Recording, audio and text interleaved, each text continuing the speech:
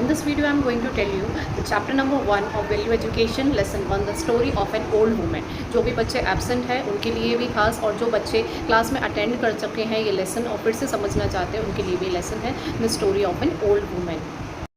6th value education.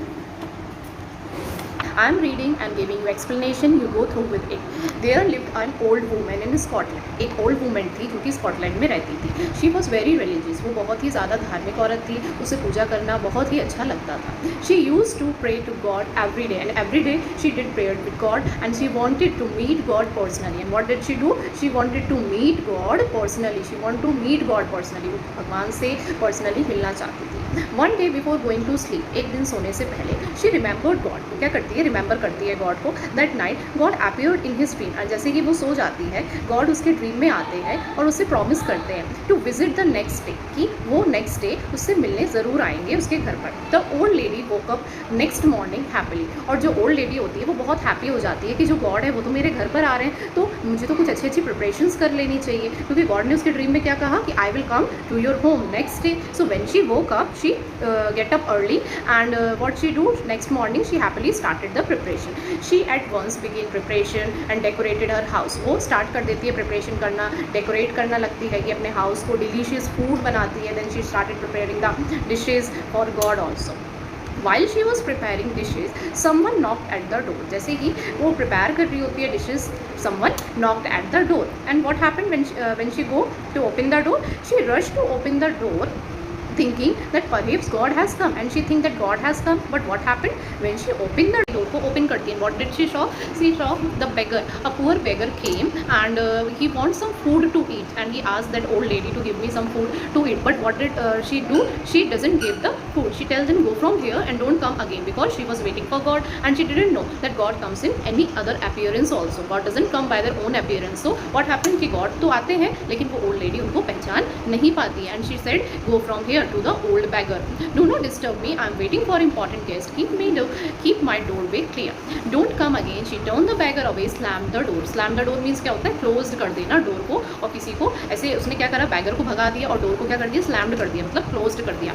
After preparing the dishes she clean the kitchen. जैसे कि वो dishes सारी बना लेती है, she clean the kitchen and fire place and begin waiting for God, and started waiting for God again. उसको नहीं पता होता है कि जो ओल्ड बैगर होता है वो क्या हैगा, वो भगवान के रूप में। And she what she did, she again started waiting for God.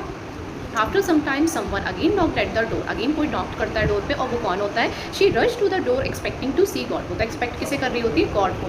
This time also she was disappointed, लेकिन वो इस बार भी डिसअपॉइंटेड होती है, क्योंकि उसके डोर पर एक नेबर की लिटिल गर्ल होती है। To see the neighbours little girl who had come smelling the pleasant aroma of the dishes coming from the lady's kitchen. यानी कि वो कहती है कि आपकी किचन से तो बहुत ही अच्छी प्लीजेंट अरोमा की स्मेल आ रही है। आपने ऐसा कुछ नहीं होती है, उसे डिसअपॉइंटमेंट फील होती है, क्योंकि वो सिर्फ वेट कर रही होती है, तो गॉड का वेट कर रही होती है। फिर क्या होता है, वो उसको भी वापस भेज देती है उस गर्ल को, और बोलती है कि मैंने ये जो डिश बनाई है वो डिशेस तुम्हारे लिए नहीं, एक स्पेशल गेस्ट के लिए बनाई होती है। The old lady said to the girl angrily, no I can't, these dishes are kept for special guest, go and don't come again. जाओ यहाँ से और फिर से मत आना। The little girl went away sadly, and the little girl went away sadly. Little girl तो चली जाती है दुखी होके। The old lady close the door and begin waiting for God. Then she started again waiting for God also, but she didn't know that God has come twice time. Then what happened? Hours passed and she slept,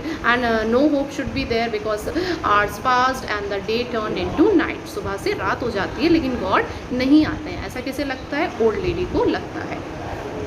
God again appeared in her dream and said, my dear, I visited your house. God said in her dream, my dear, I visited your house twice today. मैंने कि मैं 2 बार आया था लेकिन तुमने मुझे नहीं पहचाना। And turned me away.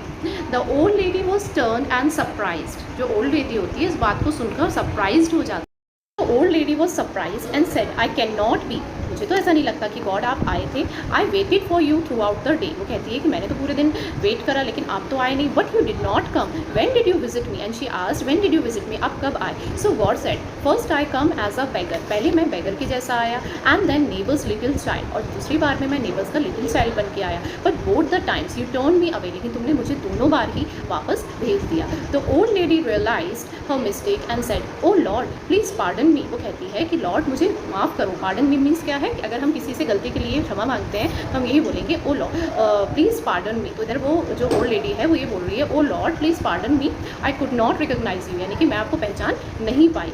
God said I am present in all living creatures, यानी गॉड किसी, ऐसा नहीं है कि गॉड किसी अपने अवतार में पूरी तरीके से आ जाएंगे, नहीं, गॉड तो प्रेजेंट है हर एक लिविंग क्रिएचर्स में।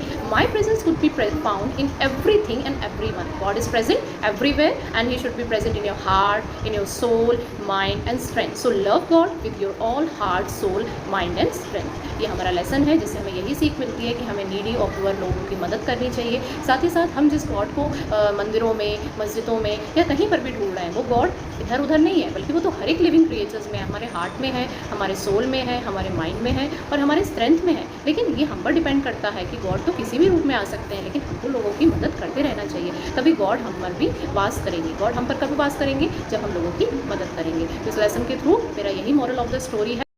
The story is love God with all your heart, soul, mind and strength, because God lies in every living creature. तो God जो है वो तो हार्ट में भी है, सोल में भी है और माइंड में भी है, इसीलिए आपको गॉड को इधर उधर ढूंढने की ज़रूरत नहीं है, वो तो हर एक लिविंग क्रिएचर्स में है। आशा है कि आपको ये लेसन बहुत अच्छे से समझ आया हो, होपफुली। और अगर आपको ये समझ आया हो तो लाइक ज़रूर करिए और ज़्यादा से ज़्यादा मेरे चैनल से जुड़े रहिए।